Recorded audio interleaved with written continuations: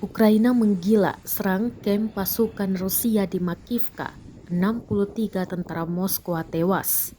Hal itu juga diumumkan Kementerian Pertahanan Rusia bahwa sebanyak 63 tentaranya tewas di Ukraina Timur saat pasukan Ukraina menyerang sebuah kamp menggunakan sistem HIMARS yang dipasok Amerika Serikat.